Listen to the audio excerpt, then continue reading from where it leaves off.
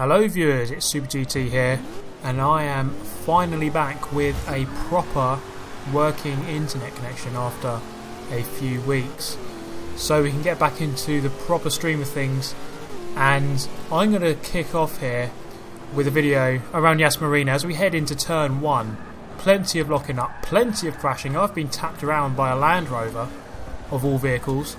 And there's a van around my outside, he's cut across the grass. There's a car spinning behind me, it's all kicking off here completely. That guy's just rammed into me, turned into that corner about 10 years too early. I'm going to let this van come back onto the track. The van's got a bit of speed about it actually. I'm going to go around his outside, go off the track a little bit, but get ahead into 6th position. That curb hasn't been kind to me, but I have maintained the position. The van hasn't had a very good time either around there. And looks like ahead that Land Rover is flying, and he's caused a bit of an accident here, and I wasn't quite sure what to do there as those two guys actually ghosted, so I could go through them luckily. So heading into the final corner of this shortened version of the Yas Marina circuit, as we can see there. So on the main straight now. So yeah, I have got a proper internet connection now with BT. They have finally activated my service.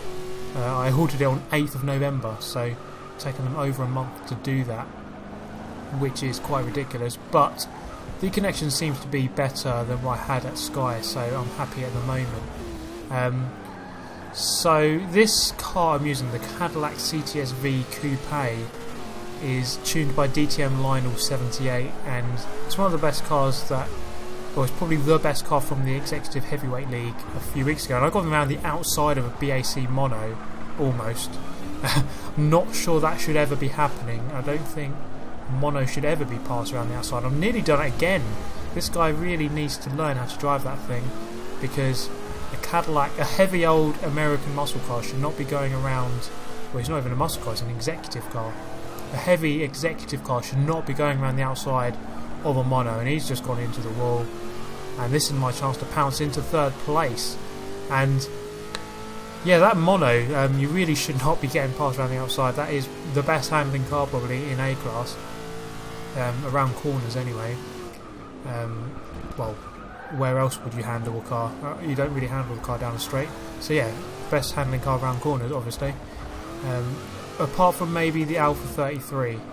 That car probably is the best car for the class overall. And it looks like we've got some rammers in the lobby. What's going on here? The Land Rover's slowed down. I've gone into 2nd, and I'm going to go up these inside here into 1st place. And this is give him a bit of a tap. That guy in 22nd place is being lapped. Is he going to go into the back of me here? He's going to go into the Land Rover. So that guy is a rammer indeed. And it seems that in this day and age we still do have the rammers. What about this guy? Is this guy going to go into me? No, he isn't. Or is he going to go into me here? Is he going to save it for the corner? No, he's not. That's quite strange. I was really expecting him to smash into me there. So we've only done 3 laps and he's already being lapped. And it looks like he's waiting for someone especially to wipe out. And no, I don't condone this behaviour at all. It has helped me into the lead, but I'd rather be in 3rd place with no rammers. I'd rather have a nice clean race with no idiots involved. But this is Forza, and there are idiots. That's the way it works pretty much. For anyone who joins or gets an Xbox One and Forza, you're in for quite a shock when you go online. There are quite a lot of people who can't drive properly, and who will get lapped. And this is something that Turn 10 really have to sort out, is the ghosting on lapped cars. Any car that is lapped should turn into a ghost, no matter what. Especially on a 6-lap race or a short race. It's only going to last less than 10 minutes. In a public hopper, any of these cars should be turning invisible, because they're just going to cause so much trouble when they get lapped.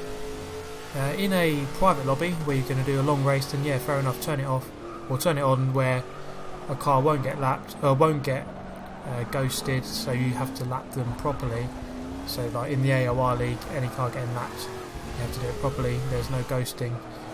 But in these lobbies, it just needs to be turned on because it's getting stupid.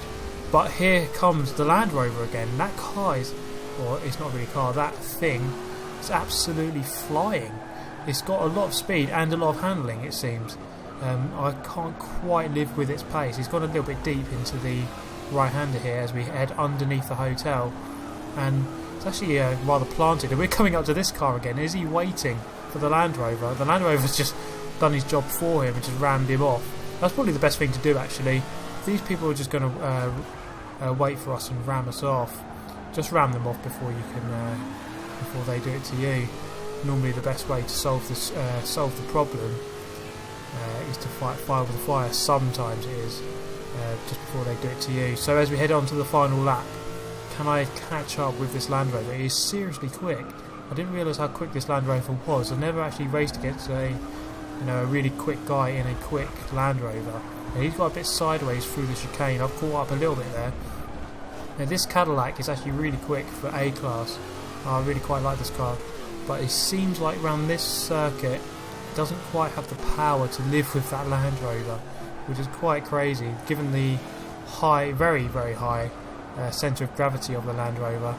That thing has got really good handling. Like, it should be tipping over really, going over those curbs at that speed, but somehow it isn't. Obviously set up very well. So second place here. Third place is a bit of a gap behind in the Jeep Willys. So I'm surrounded by Jeeps here, really quite unusual. As we come through the final corner in second place. This is my first race back actually after being out for a while, so not a bad display. Oh, actually that guy's waiting for him again, so he's going to have to get kicked out surely, although the kick function barely works in this game. It's probably not going to happen. So there we have it, in second place in the end. Now if you have enjoyed this video guys, remember to subscribe if you haven't done so already. If you want more of the same, hit the like button, and remember, well, you don't have to remember, it's Christmas soon, you don't have to remember that I guess. So what that means is I'll be bringing out a couple of guides to help with those of you who are new to Xbox and Forza. There is also a guide in the outro that's coming up which will help you get around lap 1. But that's been the end of this video. Hope you have enjoyed it. See you next time.